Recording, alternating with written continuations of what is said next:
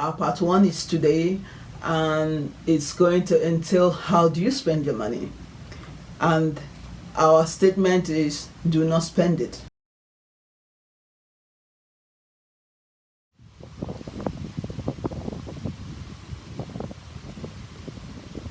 Good morning and way today. Shekinah, God's glory is with us. Our ministry is founded for the youth and less privileged. The main goal of the ministry is to empower people in different. Good morning and win today. Shekinah, God's glory is with us. Indeed, the glory of God is with us. My name is Victoria. You can call me Sister Victoria. Again, my calling, God called me as a prophet, but my concentration is in evangelism and teaching for now. God starts you somewhere and progresses you. Okay? So the first in our series of lectures will be empowerment, financial empowerment, and you can be empowered without knowing how to budget. So we're going to be having a series of lectures on budget, part 1, part 2, and part 3. Our part 1 is today, and it's going to entail how do you spend your money. And our statement is do not spend it. Yeah, with a question mark, do not spend it. That's how we will be approaching it. So our part 2 will be on where do you plant and when not to plant, and when to rise up and take control of your life. Our part 3 will be more of general question and answers and the rounding up of the budgeting from what we have learned from the questions people have asked us and comments. We put them together and give you the third part. The third part of the lecture will be live, so do not fail to subscribe to our channel so that when we come live for the third part, you'll be notified. But before that, I'll send out notification on Facebook for at least a week ahead of that lecture. So we're starting part 1 today. One of the most important strategy to financial empowerment is budgeting. Okay, so how do you budget? I'm sure you've read tons and tons of books that tells you please do this, do that, write down all your expenses. I've taken those classes myself, but they never worked for me because the reason is it's very difficult to keep track of your expenses. You keep track of these and your receipts, and that is very difficult. So I have a simple system that has worked for me. The reason why I say everybody can do this one because is doing nothing. So that's how this one works. So take your money and do nothing with it. Keep it. Okay. So how do you say take my money and do nothing with it? But Sister Victoria, I know you. You give out money. You give out this person to this person, you give to that part, you give to your family. So how do you mean? Good. That's the question I'm going to answer. I'll be explaining that. So what I mean, what I'm going to be explaining to you is coming from what I do. So I'm not teaching you something I found somewhere in a textbook, something I have experimented and it has worked. And the good thing about this system is that it is simple. So that leads us to the title of our topic today, budgeting like you've never heard before. You've never heard before? Somebody saying the way to budget is to do nothing with the money. Yes.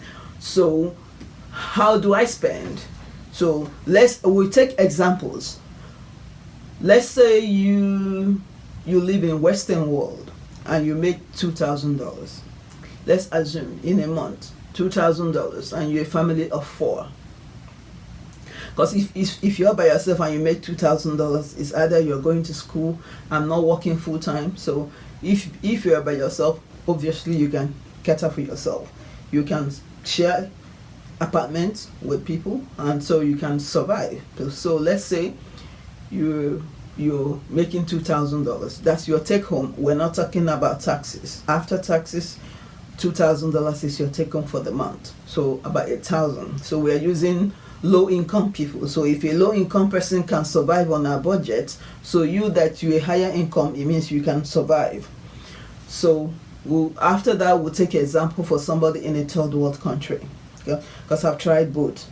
So $2,000 is your take home, okay, for the month. Let's say your rent, it's about, for a family of 4, like $1,000. We're assuming that you didn't have access to the government subsidized apartments. So we're assuming that you're paying for yourself. So we are taking the worst situation, the worst scenario for you. So you have $2,000. Let's say you pay your rent $1,000. So that's why we say, when you have the money, do nothing. Do nothing means when you're expecting the money, do not make a list of what the things you're going to buy or spend, because if you do that, your expenses will be most of the time, your expenses are things you need to buy will be higher than your income. So that's why we say do nothing. Do nothing does not mean that you're not going to do anything. Okay. So you leave your mind blank. When the money comes, do nothing means allow it to cool down in the bank. If you already have plans of what to spend with the money, if you do that 3-4 days, the money is gone. So leave the money to cool down in the bank. Then you have to pay your rent. You take out the rent money when it's due. You take out the rent money. So now you have $1,000 left, because I know you're paid every 2 weeks. So so this week you'll pay your rent. So next 2 weeks, the other $1,000 left. See how you cover your expenses. So let's assume if you're in that amount of money, mostly you will be, if you're in Western world, you'll be eligible for something, either some food to help you, because if you're a family of 4, most likely you have some of your children born here, so you're eligible for some assistance of food or utilities like gas and electricity. The government will be paying that for you, subsidy. You're eligible for them. So if you are not aware of these subsidies that exist for low income, please find out. They're called low income heat assistance in the Western world. So look for them anywhere you are. You're eligible to get that. So I will not be adding food for you, but let's assume you're getting that food. Let's assume you're not getting both, but you're eligible for both. So we're using the worst case scenario. So you're getting, you're spending $200 extra on food. Okay. So let's assume you're getting it, but it's not enough. So you're spending $200 for food extra from your income, and then for your utilities you're spending extra $100, because there's no way you won't get it. If you don't have it, go look for it. So it is standard. Even if you're not getting it, you receive emails telling you about it. So now you have let's still budget $100 for your utilities extra. Let's assume, because whatever they pay for you might not cover everything for the whole year. So let's still budget $100 a month from you for your utilities, and then $200 extra for your food. So, and let's budget for your phone and your Wi-Fi. You pay for that. So your phone probably $50, right?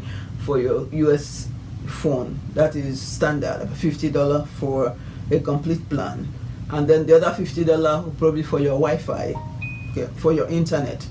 So how much have we counted? $1,000 for your rent, $200 for your food, $100 for your utilities. So therefore $1,300, and $50 for your phone and Wi-Fi, $1,400. So $1,400. Remember, we say don't touch the money, right? So by now you have not touched it. These are needs that if you don't pay for them, you'll be on the street. So you don't have a choice.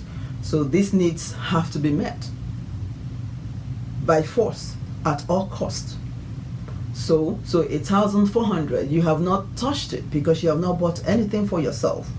So from now, 600 that is left, you now take $100 for expenses like supplies for the building, your toiletries, your cleaning supplies, your bulbs, electricity, or other demands that you need. So that brings you to 1,500. So you have $500 left, right? Now you have to talk about if you believe in paying your tithe. Those that believe in paying your tithe, again, I have not said anything about not paying or paying, because the word says in the New Testament that you should give according to a percentage, right? A percentage of your income. So whatever you assume that to be, I like to play safe. It's always good to play safe. Even if once the New Testament says you pay by percentage, and you don't have any percentage except the one stated in the Old Testament, I will think that if you care about your soul, you follow that one as your percentage, but you are not mandated, because the New Testament clearly say you give according to your income, and that means a percentage of your income, a part of it, based on what you are paid. So that's a percentage. So I would rather say use the one that already suggested somewhere. So let's assume you pay $2,200 for your tithe. Out of that, so that's already you have $300 left. Okay, if you have $300 left, let's talk about your gas for your car. Let's say $150 for your gas for your car. So now you have $150 left. Remember, we're using the worst case scenario. 100. Of course, you have those children. I'm sure you have a father somewhere that will be paying some money. Okay, so we're using just the worst case scenario. So you have $150 left if you buy $150 gas for your car. And then of course you have to pay for your insurance, car insurance, which is $50.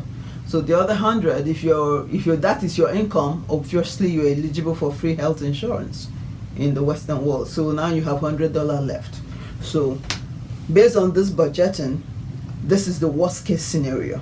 Okay, so you can see that without touching, you can actually meet your expenses. So from the $100 left, you can save it, or you can use $20 and purchase something for yourself, or you can save $50 or $100, which is okay, because in Western world, most people are living in debt anyway. So if you are free of debt, and this is how you live until you are done with whatever you're doing, because you're not hoping to live this way forever. It's a temporary measure to give you time to raise the children and do other things. Investing in the children is more important than investing into yourself. So this is budgeting in a simple way, like you've never heard. So now we're going to third world, somebody in third world country. So if you're in third world country, let's assume your income is about $200. Let's just use that. I know some people will say, well, we make less than that. Yes, but let's assume it's $200. At least 20 years back or something like that, I made like $700, around somewhere there. So $200 is your income, and I'm giving you what is realistic, what I have done. I'm not telling you a theory. I was paid $500, and I had a family of 4. I had a nanny, and I had one of my sisters living with me, plus me and my son. So we were 4, a family of 4. And with $500, I was able to save at least $200 to $300 every month. Yes. So I did it. So I'm not telling you what I've not done. I was paid $700, but the other $200 came up later. It was not paid until I left. So I'm telling you what I have practiced. I'm not telling you a theory. So when you're paid $200, set it aside. $50 is for your rent at most. Okay, your rent is $50. I'm giving you the highest you will be paying with $200 income. So $200 income, then $50. Then from the other $150 that is left, the other $50 can pay for your electricity and your phone. Your electricity and your phone bill is basically the bill that you pay in the third wall. Electricity and phone. The gas, you go to purchase gas by yourself. So now you have $200 left. So $100 can comfortably provide your food, if not 50, but let's assume $100 and other needs. So you can actually, if you're making 200, we're budgeting with 200. So you have paid your rent, and then the other 50 will cover your phone, because you won't be using more than $10 data, because you are not making that much. So $10 data, and the other $40, $20 will be for your electricity, and the other $20 will cover for other expenses. So now you have $100 left. So out of the $100, you can take out 50 for your food, and then the other $50, you can save it, or from the $50 you can pay $10 for your transportation or whatever. So you have about roughly $40-50 left in your hand. Okay, don't say you sound so simple. I did it. If I didn't do it, I did it. Let me tell you how I did it. I had $500. I paid rent $50, and I was living in the best neighborhood at that time. So I paid $50. I was for my two bedroom and a parlor and a living room apartment, and then I had $450 left, and then the other $50 paid for my phone and my electric bill, and then I had $400 left. Then $100 was for my food and other expenses. $100 was able to cover for my food and extra. So in a month I had $300 left. So except if I give money to my mom at that time, if I send money to her, then I had a sister I was supporting in school. So let's say I take out $50. I had $250 left. Then I give $50 to my mom. Then I had $200 left. So I was able to save at least $200 every month, not including whether I received money for my son or not. So I had $200. Then if I received money, I probably had $300-400 to save every month. I did it. I saved $200 to $300 every month. Some month I saved up to $400 if I received money. So I did it. I'm not telling you what I did not do. So you can do it. So we're going to be ending this series. We don't want it to be too long. We don't want to bore you with our stories. But this is how you can actually budget. So our next series will be talking about church, because I know that some of you are in churches where you don't just pay 10%. You pay first seed, which is your first salary, the whole of them. You pay your first fruit, you pay your last fruit, you pay the building fund, you pay your tithe, you pay your offering, you pay your prophetic seed and the pastoral seed. You can see that if you live that way, you're never going to be empowered. You're almost impossible. So if you find yourself in those places, you have to rise up and take back your life. And that will be our next series. So stay tuned. If you have not subscribed, please subscribe. And we'll be having this lecture next week, Monday. Thank you for watching. Bye.